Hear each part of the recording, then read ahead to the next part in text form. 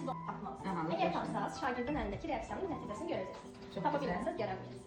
Deməli, insan arzusunda olduğu bir işi görmək üçün kiçik-kiçik addımlar atırsa, yəni balaca-balaca addımlar atır və sonunda öz istədiyinə nail olur. Saçma olaraq necə ifadə edir? Dama damlıyorlar.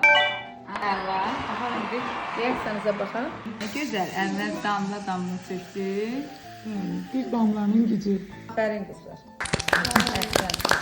Bu cür də davam edin. O frazoloji birləşmə olaraq tapsaz, qızın əlindəki reaksiyanı görəcəksiniz. Amma tapa bilməsəz, reaksiyanın nəticəsini bilmirsiniz. İnsanın keyfi olmayanda bunu frazoloji birləşmə olaraq necə ifadə etmək olacaq? Qanın qaradır.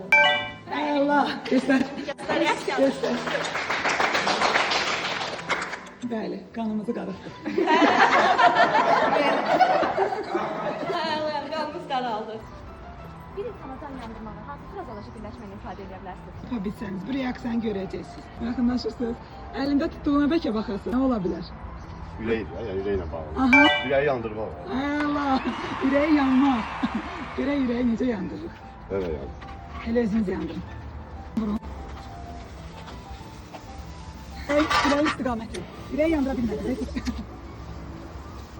Ürək yananda belə olurmuş, hə? Doğrudan. Doğrudan. Ha, ürəyi yandırma var. Daha qıraqlığa yanır. Ürəyi yandırma var. Ürəyi yandırma olar. Elə adamlar var ki, yandırmaq lazımdır. Yandırma lazım. Yandırmaq lazımdır.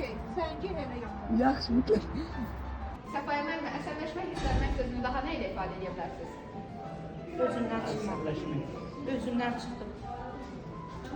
Əsəbləşmək.